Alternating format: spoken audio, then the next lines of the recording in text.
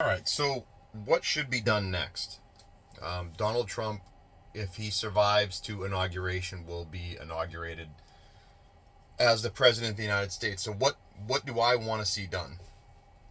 Well, I'll say this. I know there's talk about Project 2025 and how that may be Donald Trump's plan. I don't see it on his official plan on his website, so at least there's no reference to it.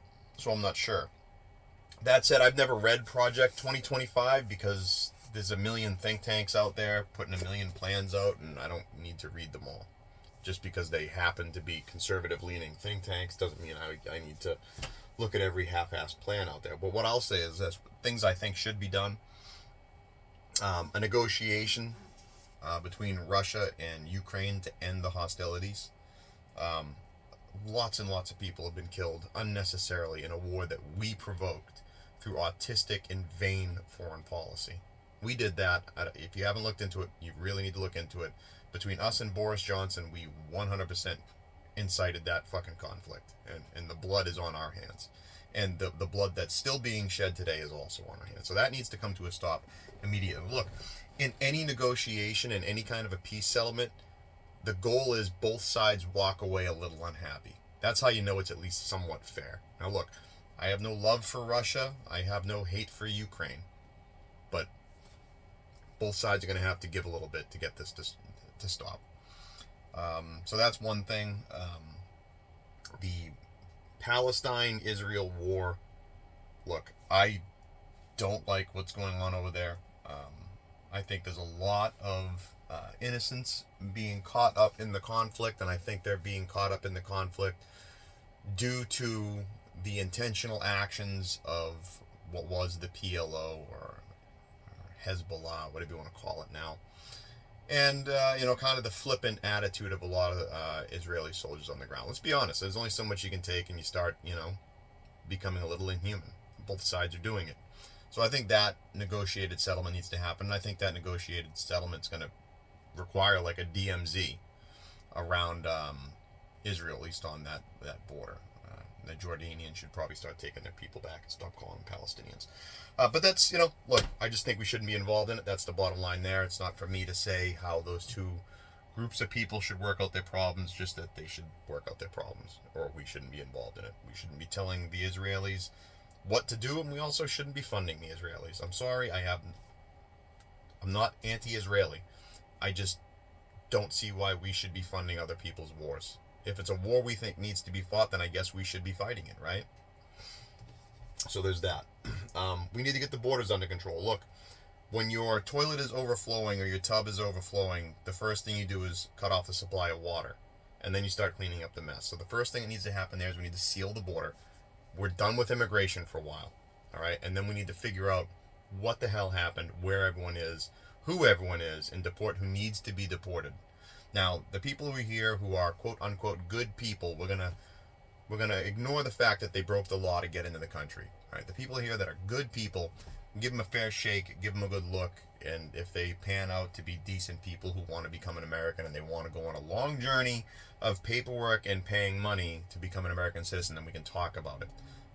So I'm open to that. I'm not saying we need to put a big slingshot on the southern border and just start firing them back into South America or over into Kenya or over into India or over into Ireland. We can give people a semi-fair shake on a case-by-case basis. And it should be limited. I'm not talking hundreds of millions of people or 10 million. No. I'm talking the best of the ones that we find. So that's one thing. We need to get the spending under control. We need to actually pass a budget again, right? The government needs to be responsible and pass a budget like they used to do before Obama. Okay? That's something we should be doing again.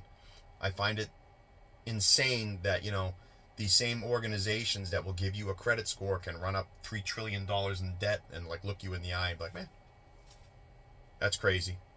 That's crazy.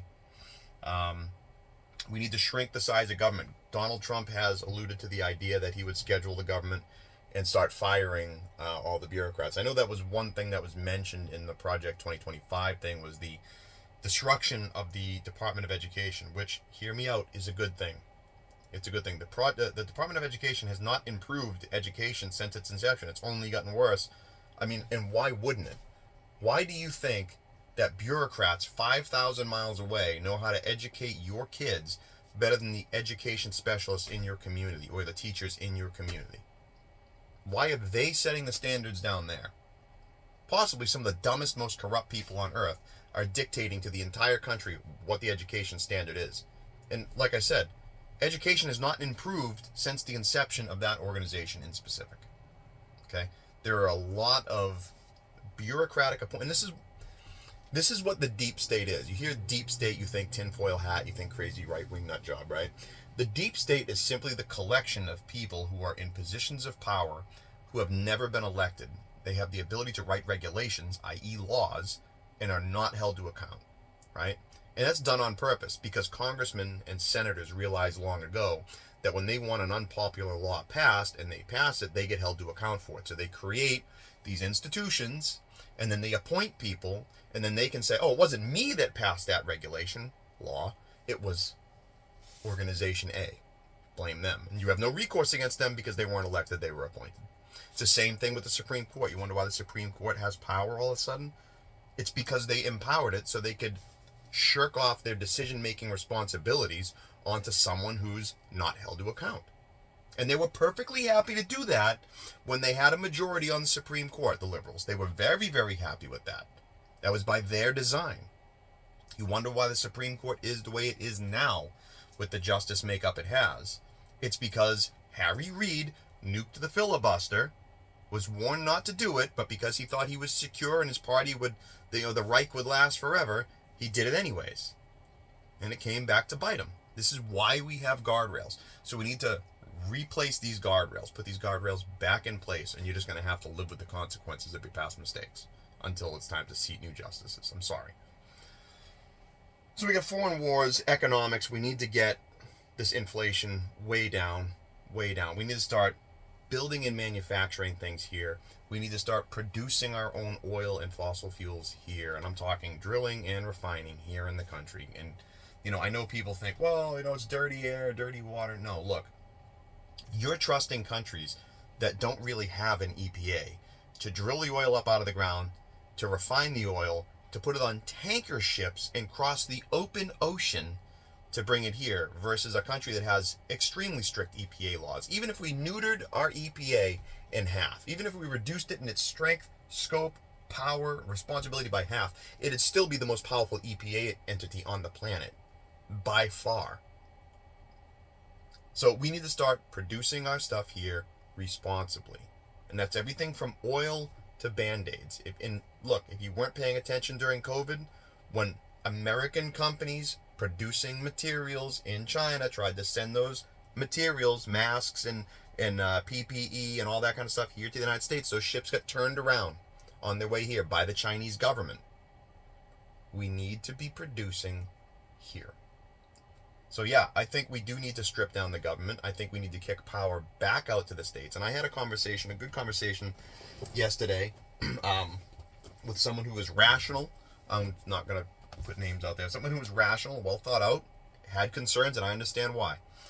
And the gist of my, I don't want to say argument, my point was, the federal government is wildly overpowered right now. It has been for some time, and both parties and both groups of people here in this country are perfectly okay with that when their party is in charge. So if you're on the left right now and you're terrified that Mango Mussolini is going to come for your condoms or your birth control pills or whatever, understand that the only reason that's even a possibility is because the president has more power. The office of the presidency has more power than it's ever been allowed to have in history. The president has basically become a king. And like I said, you guys were okay with that when it was King Obama doing what he wanted via executive order, right? You were perfectly okay with that. Problem with that is, when you allow a presidency to gobble up power it was never due in the first place, that power doesn't go away when the president goes away. That office retains that ability to work outside of the normal parameters to which it's prescribed.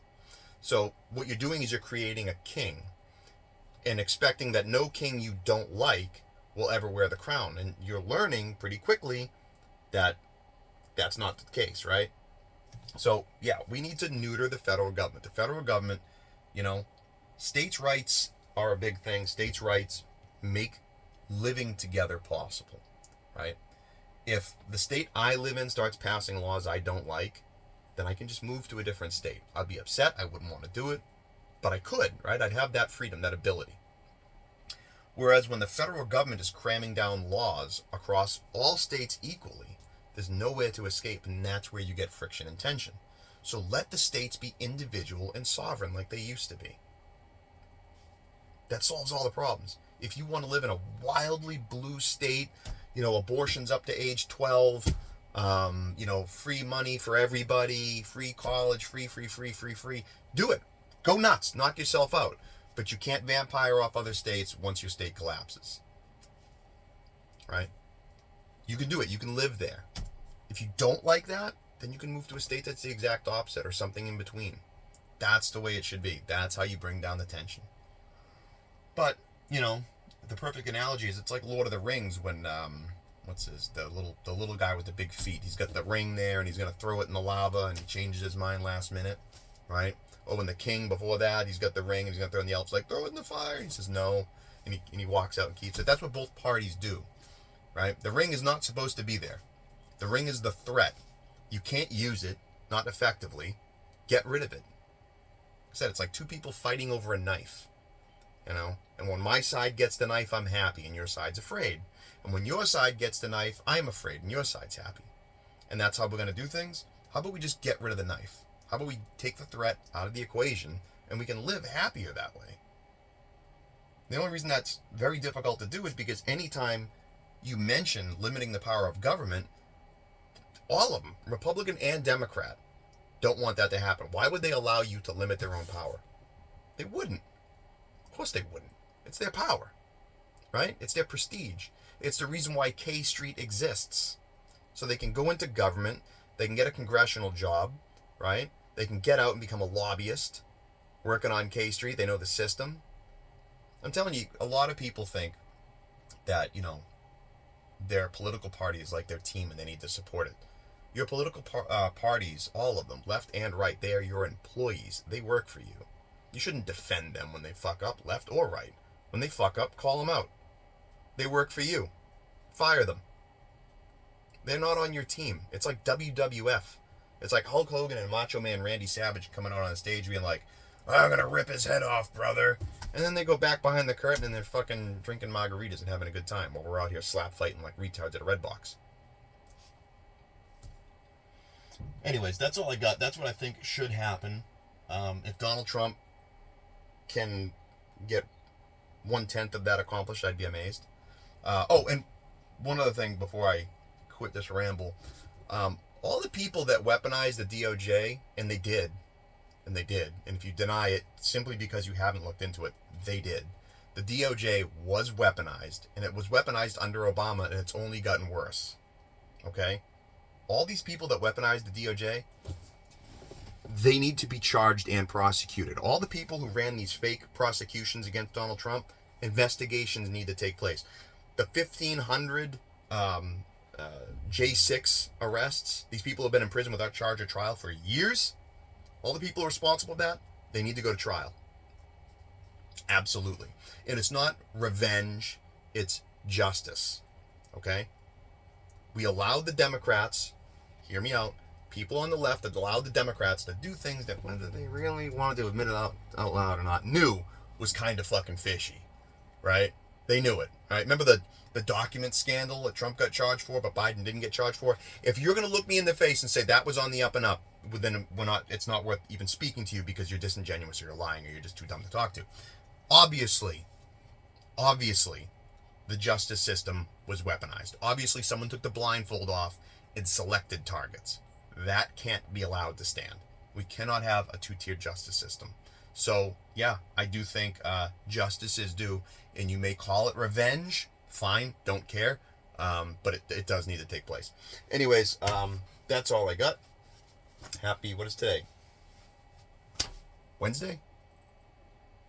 Thursday. Happy Thursday.